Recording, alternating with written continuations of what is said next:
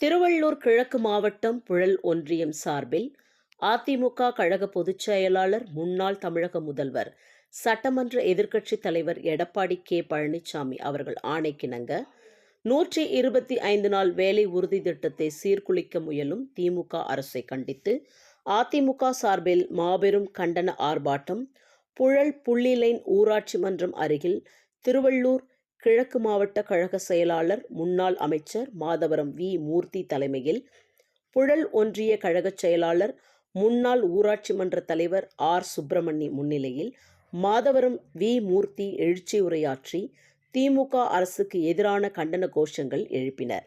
இதில் மாவட்ட ஒன்றிய நிர்வாகிகள், பிற அணி நிர்வாகிகள், மகளிர் அணி நிர்வாகிகள், கிளை கழக செயலாளர்கள் என அனைவரும் எடப்பாடி ஆட்சியிலும் கொடுத்தாங்க. 5 வருஷம் கொடுக்காம நாங்க இப்பதான் டெண்டர் விட்டு இருக்கோம். 10 லட்சம் லேப்டாப்புக்கு இப்பதான் டெண்டர் விட்டு இருக்கோம். ஏன்டா கமிஷன் வாங்கி கொண்டு டெண்டர் விட்டு இருக்கீங்க? நீங்க இன்னும் 2 மாசத்துல அதிமுக ஆட்சி வரப்போகுது. நீங்க வீட்டுக்கு போக போறீங்க. உங்க டெண்டர் எங்கடா செல்லுபடியாகும்? ஆகையால அதுவும் போச்சா மிதிவண்டி கொடுக்குறேன்னு கொடுக்காம இப்ப போன மாசத்துல இருந்து மாணவர்கள் மிதிவண்டி கொடுக்குறேன்றான். பயம் வந்துச்சு. இதனுடைய காரணம் என்ன? அனைத்து இந்திய அண்ணா திராவிட முன்னேற்ற கழகத்தினுடைய ஆட்சி இன்னும் 2 மாத காலத்துல எங்க எடப்பாடியார் சொன்னது போல இன்னும் 2 அமாவாசை தான் உங்களுக்கு கதை. 2வது அமாவாசையில உங்களுக்கு பூசணிக்காய் உடைச்சிருவாங்க. அதனால இன்னும் 2 மாசம் தான். இன்னும் 2 மாசத்துல என்னென்ன பண்ணமோ பண்ணிட்டு போயிருங்க. இந்த 2 மாசத்துல எடப்பாடியார் வரப்போறாரு.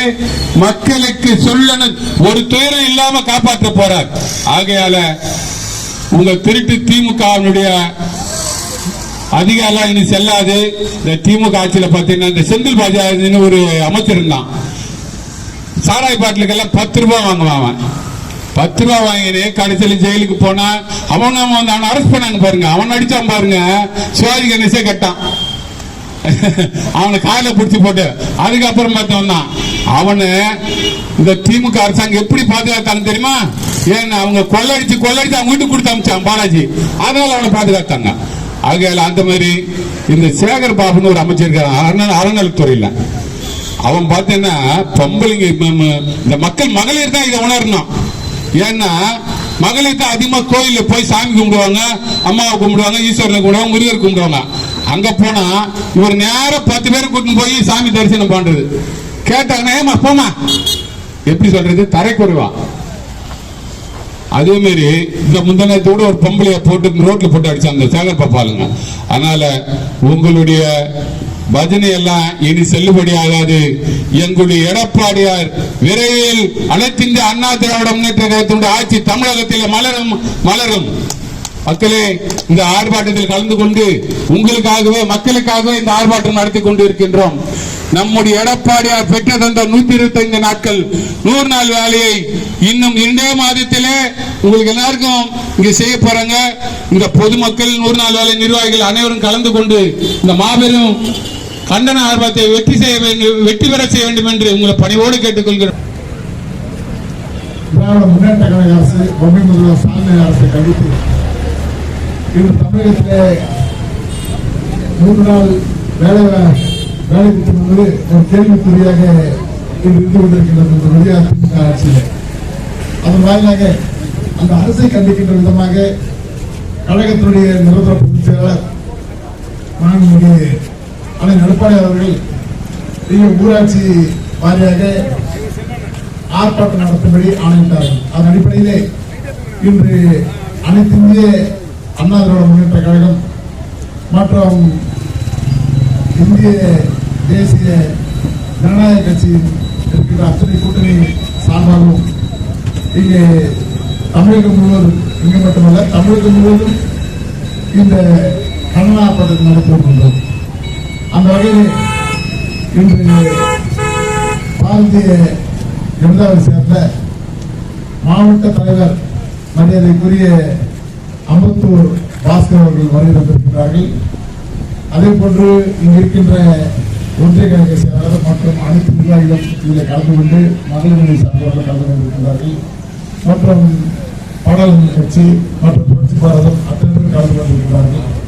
அனைவருக்கும் நன்றி கூறி இன்று இந்த அரசு என்பது மத்திய அரசால் 100 நாள் வேலைவாய்ப்பு திட்டத்தை கொண்டு வந்தது.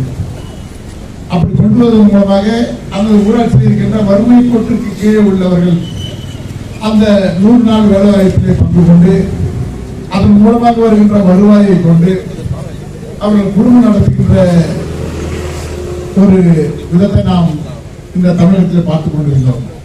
மாண்புமிகு அம்மா அவர்கள் ஆட்சி நடத்துகின்ற போதும் சரி, மாண்புமிகு அண்ணன் எடப்பாடி அவர்கள் ஆட்சி நடத்துகின்ற போதும் சரி, இந்த 100 நாள் வேலை திட்டத்திலே சேர்ந்தவர்கள் அந்த 100 நாள் வேலையும் கொடுக்கப்பட்டது. அதற்கு பின்னால் அவர்கள் பணி செய்த காலத்திலே அந்த சம்பளமும் கொடுக்கப்பட்டது. அதை ஒருபோதும் நிறுத்தியது கிடையாது. ஏனென்றால் அது வறுமை கோட்டுக்கு கீழே உள்ள சகோதரர்கள் அதில் ஈடுபட்டு அவருடைய குடும்பத்தை பாதுகாத்துக் கொள்வதற்காக அந்த திட்டம் கொண்டு வரப்பட்டது. அப்படி நடக்கின்ற பொழுது கடந்த தேர்தலில் சட்டமன்ற தேர்தலிலே இந்த 100 நாள் வேலையை அனைத்து இந்திய அண்ணா திராவிட முன்னேற்ற கழகமும் பாரதிய ஜனதா கட்சியும் கூட்டணியாக இருக்கின்றது. இவர்களை நீங்கள் வெற்றி பெற வைத்தால் அந்த 100 நாள் வேலையை நிறுத்துவார்கள் என்று பொய்யான வாக்குறுதியை கூறினார்கள்.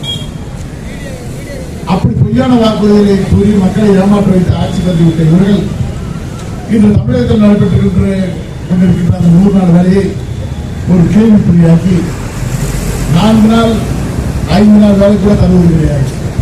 முன்னாள் ஊராட்சி தலைவராக சுப்பிரமணியன் இருக்கிறார், இப்போது ஊராட்சி தலைவராக கேள்வி இருக்கிறார். இப்படி அவர்களுக்கு தெரியும் அந்த காலத்தில் எப்படி இருந்தது, இப்போ எப்படி இருக்கிறது என்பதை. இன்று பார்க்கிறா 4 நாள் 5 நாள் வரை கூட தரவில்லை.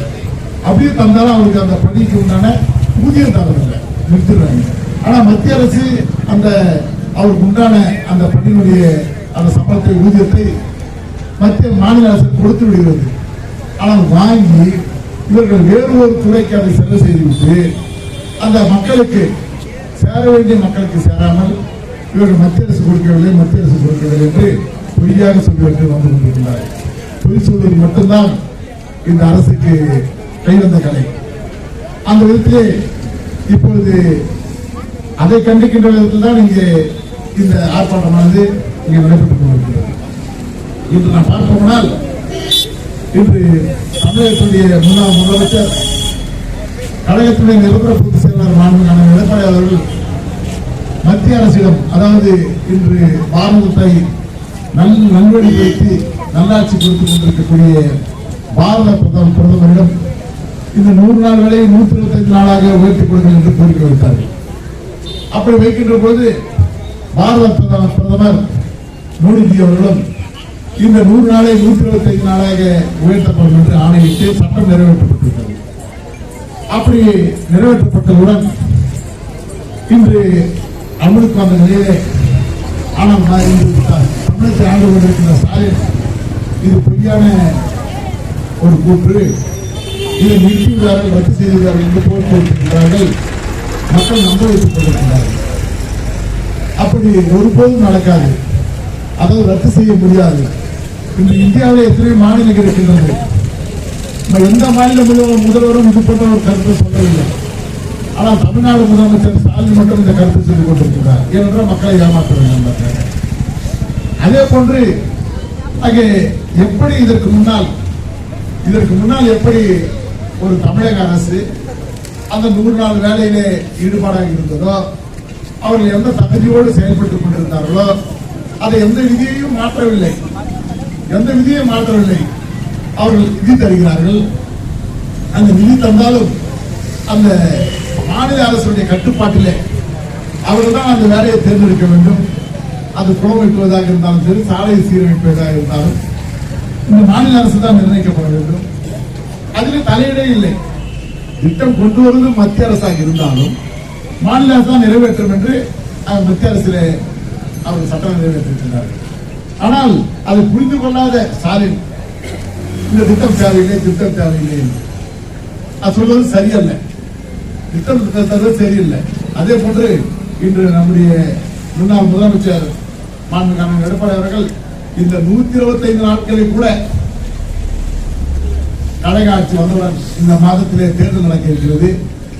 இன்று தமிழகத்தில் இருக்கின்ற அத்தனை மக்களும், அது விவசாயிகளாக இருந்தாலும் சரி, வந்து பெண்களாக இருந்தாலும் சரி, ஆண்களாக இருந்தாலும் சரி, மாணவர்களாக இருந்தாலும் சரி, இங்கு தமிழகத்தில் நல்லாட்சி நடக்கவில்லை. இந்த ஆட்சி இனிமேல் இங்கு தொடரக்கூடாது.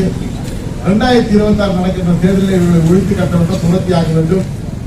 அனைத்து இந்திய அண்ணா திராவிட முன்னேற்ற கழகம் தான் ஆள வேண்டும், அண்ணன் எடப்பாடி அவர்கள் தான் முதலமைச்சராக வர வேண்டும் என்று தமிழகத்தில் இருக்கிற மக்கள் அத்தனை பேரும் முடிவெடுத்திருக்கின்றார்கள். ஆட்சிக்கு வந்தவுடன் நிறைவேறுவது நிச்சயம், 150 நாட்களாக நிறைவேறுவது நிச்சயம்.